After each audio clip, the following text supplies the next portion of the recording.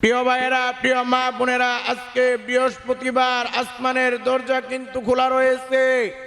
যে কোনো সময় ছোট্ট এই দোয়াটি যদি 21 বার পাঠ করেন, আল্লাহর আরশে আজিমের নূরের খুঁটি হেলতে থাকবে, দুলতে থাকবে, যতক্ষণ না পর্যন্ত আপনার জীবনের যৌবনের সমস্ত গুনাহখাতাগুলো মাফ না করা হয়।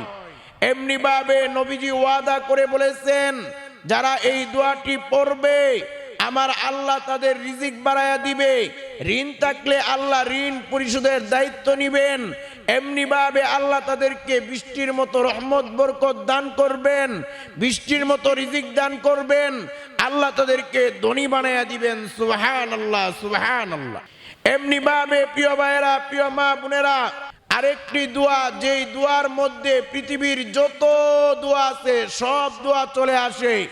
আমাদের যত চাওয়া পাওয়া মনের বাসনা দোয়া আছে, সব দোয়া এই একটা দোয়ার মধ্যে চলে আসে। এই দোয়াটি আল্লাহ নিজে কোরআনে আমাদেরকে শিক্ষা দিয়েছেন। এমনিভাবে আমাদের নবী এই দোয়াটি সবসময় বেশি বেশি করে এই দোয়াটি করতেন। এই দোয়াটা এই পৃথিবীর মধ্যে সর্বশ্রেষ্ঠ এবং সবচেয়ে দামি দোয়া। এই দোয়ার মধ্যে পৃথিবীর যত দোয়া আছে সব দোয়া চলে আসে। আমাদের যত দোয়া আছে সব দোয়া চলে আসে, সব চাওয়া পাওয়া চলে আসে। এই দোয়াটা আপনারা আমার সঙ্গে একবার অর্থ সহকারে পড়বেন। প্রিয় ভাইয়েরা, প্রিয় মা বোনেরা, আজকের এই বয়ানটি শুরু থেকে শেষ পর্যন্ত শুনবেন। প্রিয় ভাইয়েরা, প্রিয় মা বোনেরা, ভালো করে মনে রাখবেন, আমি যেভাবে যে নিয়মে আমলগুলো বলে দিব, আপনারা যদি ওই নিয়মে আমলগুলো করতে পারেন, মনে রাখবেন আপনাদের জীবনের যৌবনের যত ধরনের গুনাহ আছে, হাতের গুনাহ, পায়ের গুনাহ, চোখের গুনাহ, অন্তরের গুনাহ, কানের গুনাহ, সগীরা গুনাহ, কবিরা গুনাহ, জটিল গুনাহ, গোপন গুনাহ, সব ধরনের গুনাহ আমার আল্লাহ আপনাকে মাফ করে দিবেন। সুবহানাল্লাহ। আপনি নিষ্পাপ বেগুনাহ মাসুম হয়ে যাবেন। আমি সহজ করে ভেঙ্গে ভেঙ্গে আমলগুলো বলে দিব, আপনারা আমলগুলো করে নিবেন এবং আমি দোয়াগুলো ভেঙ্গে ভেঙ্গে সহজ করে বলে দিব।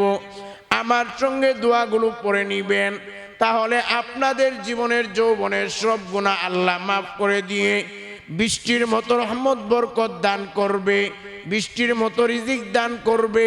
আল্লাহ আপনাদেরকে ধনী বানায়া দিবেন। সুবহানাল্লাহ। প্রিয় ভাইয়েরা, প্রিয় মা বোনেরা, আজকে বৃহস্পতিবার দিন অথবা রাত, আসমানের দরজা কিন্তু খোলা আছে। যে কোনো সময় আপনারা এই আমলগুলো করবেন। প্রিয় ভাইয়েরা, প্রিয় মা বোনেরা, ভালো করে মনে রাখবেন, এই বৃহস্পতিবার কেমন দিন কেমন রাত একটু চিন্তা করে দেখেন। আমাদের প্রিয় নবী সাল্লাল্লাহু আলাইহি ওয়াসাল্লাম সপ্তাহের দুটি দিনের জন্য অপেক্ষা করতেন। একটি হলো সোমবার, আরেকটি হলো বৃহস্পতিবার। এই দুই দিনের জন্য নবীজি অপেক্ষা করতেন এবং আমাদের প্রিয় নবী সাল্লাল্লাহু আলাইহি ওয়াসাল্লাম সোমবার এবং বৃহস্পতিবার এই দুই দিন রোজা রাখতেন সপ্তাহে। সাহাবায়ে কেরাম একদিন জিজ্ঞেস করলেন, ওগো নবীজি, আপনি সোমবার এবং বৃহস্পতিবার এই দুই দিনের জন্য অপেক্ষা করেন এবং এই দুই দিন আপনি রোজা রাখেন, ও নবী, আপনি কেন এই দুই দিনের জন্য অপেক্ষা করেন এবং এই দুই দিন কেন রোজা রাখেন? আমাদের জানতে বড় ইচ্ছে হয়। এইবার আমার নবী ডাকদা বলে, এ আমার সাহাবীরা, শুনো শুনো, সপ্তাহের দুই দিন সোমবার এবং বৃহস্পতিবার তাই আসমানের দরজা খোলা থাকে এবং পৃথিবীর সমস্ত মুমিন মুসলমানের আমলনামাগুলো আল্লাহর কাছে পেশ করা হয়। এই জন্য আমি রোজা রাখি, কারণ সোমবার বৃহস্পতিবার আল্লাহর কাছে যখন আমলনামাগুলো পেশ করা হবে তখন আমি যেন রোজা অবস্থায় থাকি। সুবহানাল্লাহ। এই জন্য মনে রাখবেন, আজকে বৃহস্পতিবার, দিন হোক রাত হোক, আসমানের দরজা খোলা আছে। আপনার আমলনামাগুলো, আমার আমলনামাগুলো, আমাদের আমলনামাগুলো আল্লাহর কাছে পেশ করা হবে। আর আমরা যদি এই আমলগুলো করতে পারি আর আমাদের আমল নামা যদি আল্লাহর কাছে পেশ করা হয়, মনে রাখবেন আল্লাহ বড় খুশি হয়ে যাবে। আমাদের জীবনের যৌবনের যত গুনাহ আছে সব গুনাহ আল্লাহ মাফ করে দিয়ে আমাদেরকে দুনিয়া আখেরাতে রহমত বরকত শান্তি দান করে আমাদেরকে হয়তো আল্লাহ জান্নাত দান করে দিবেন। সুবহানাল্লাহ। প্রিয় ভাইয়েরা, প্রিয় মা বোনেরা, এই জন্য আজকের এই বয়ানটা শুরু থেকে শেষ পর্যন্ত শুনবেন এবং এই পাওয়ারফুল শক্তিশালী আমলগুলো আপনারা আমার সঙ্গে করে নিবেন। আমি সহজ করে ব্যঙ্গে ব্যঙ্গে বলে দিব। প্রিয় ভাইয়েরা, প্রিয় মা বোনেরা, ভালো করে মনে রাখবেন, সহিহ বুখারী এবং মুসলিমের বর্ণনা, আমাদের প্রিয় নবী সাল্লাল্লাহু আলাইহি ওয়াসাল্লাম দৈনিক 100 বারের অধিক তওবা ইস্তেগফার করতেন। একটু চিন্তা করে দেখেন, আমাদের নবীর জীবনে কোনো গুনাহ নাই, নবীজি বেগুনাহ মাসুম, নবীজি জান্নাতি, এরপরেও নবীজি কেন এত তওবা ইস্তেগফার করতেন? একদিন সাহাবায়ে কেরাম জিজ্ঞেস করলেন, ওগো নবীজি, আপনি বেগুনাহ মাসুম, আপনার জীবনে কোনো গুনাহ নাই, আপনি জান্নাতি, এরপরেও আপনি কেন এত তওবা ইস্তেগফার করেন?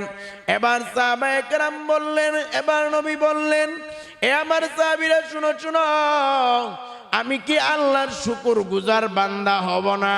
একটু চিন্তা করে দেখেন, আমাদের নবীর জীবনে যদি কোনো গুনাহ না থাকে, নবীজি যদি বেগুনাহ মাসুম হয়, জান্নাতি হওয়ার পরেও নবীজি যদি দৈনিক 100 বারের অধিক তওবা ইস্তেগফার করেন, তাহলে আমার আপনার কি পরিমাণ দৈনিক তওবা ইস্তেগফার করা দরকার? আমাদের গুনার তৃষ্ণায় গুনাহ, হাত দ্বারা গুনাহ করি, পা দ্বারা গুনাহ করি, চক্ষু দ্বারা গুনাহ করি, অন্তর দ্বারা গুনাহ করি, তাহলে এত গুনাহ করার পরে আমাদের কি পরিমাণ তওবা ইস্তেগফার দৈনিক করা দরকার? একটু চিন্তা করেন। প্রিয় ভাইয়েরা, প্রিয় মা বোনেরা, এই ছোট্ট পাওয়ারফুল শক্তিশালী দোয়াটি যদি 21 বার পড়েন, আল্লাহর নূরের খুঁটি আরশে আজিমে আর আল্লাহর নূরের খুঁটি হেলতে থাকবে, দুলতে থাকবে। আল্লাহ ডাকদা বলবে, নূরের খুঁটি তুই কেন হেলতেছিস, কেন দুলতেছিস?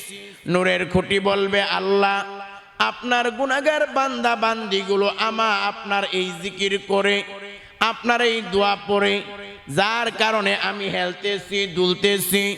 আল্লাহ ডাকদা বলবে, নূরের খুঁটি তুই থেমে যা।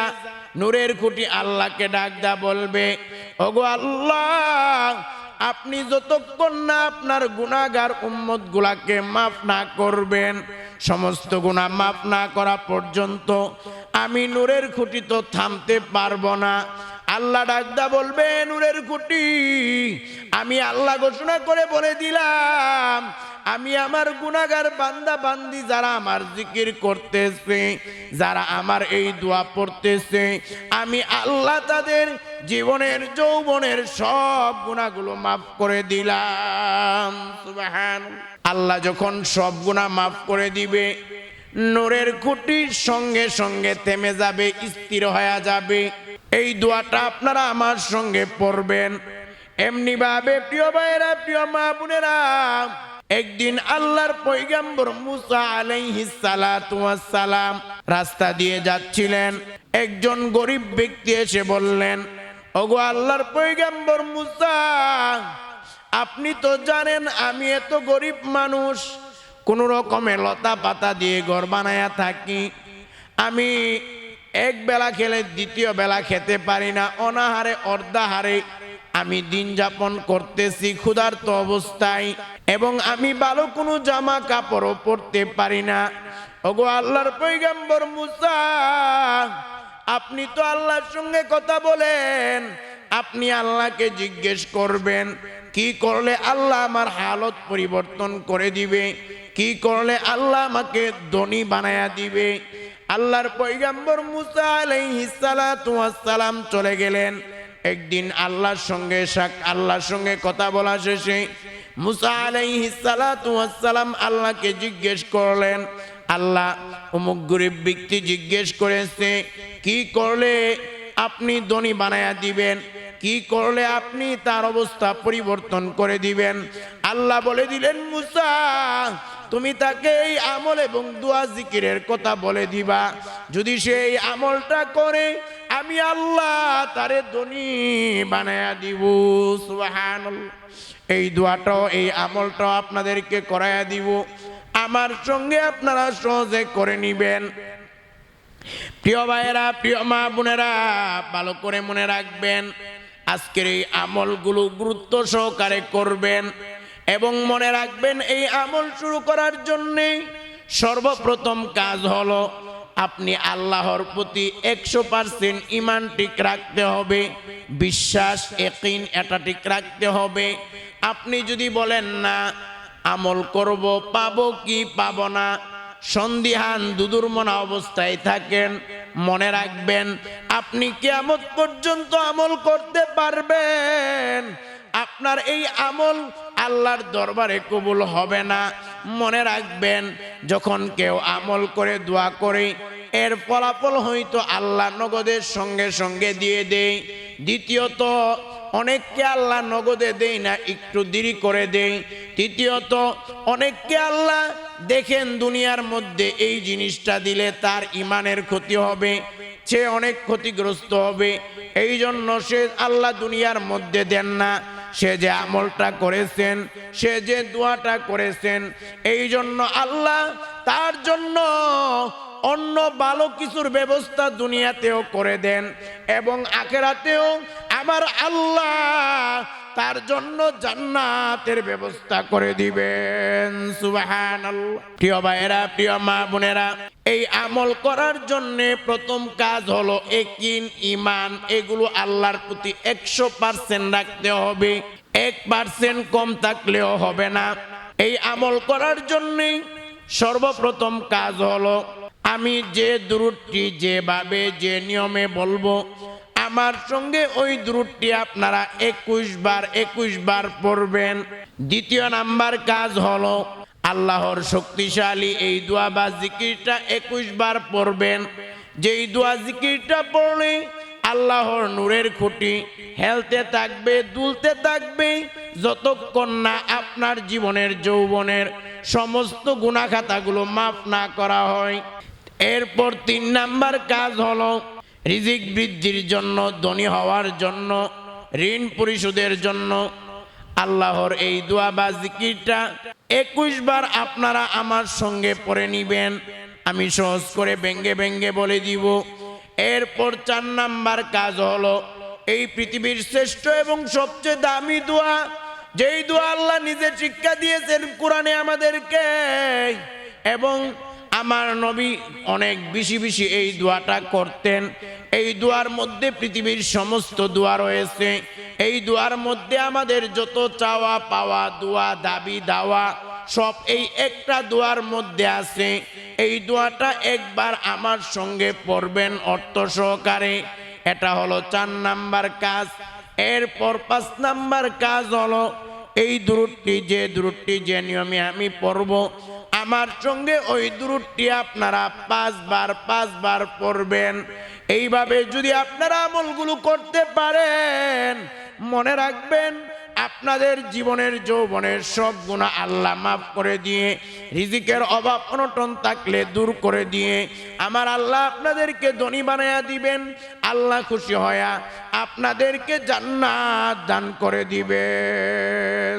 সুবহানাল্লাহ। প্রিয় ভাইয়েরা, প্রিয় মা বোনেরা, সর্বপ্রথম কাজ হলো আমি যে দুরূদটি যেভাবে যে নিয়মে পড়ব আমার সঙ্গে 21 বার পড়বেন। অনেকে অনেক সময় বলে হুজুর কত আমল করি, কত দোয়া করি, কোনো কিছুই তো কবুল হয় না।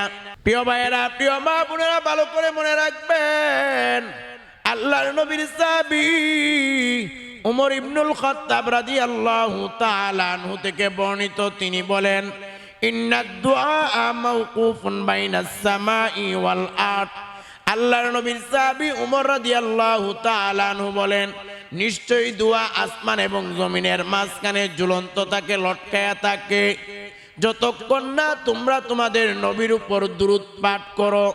অর্থাৎ নবীর উপর দুরূদ না পড়লে আমাদের আমল, আমাদের দোয়া আরশে আজিম পর্যন্ত, আল্লাহ পর্যন্ত পৌঁছাইতে পারে না।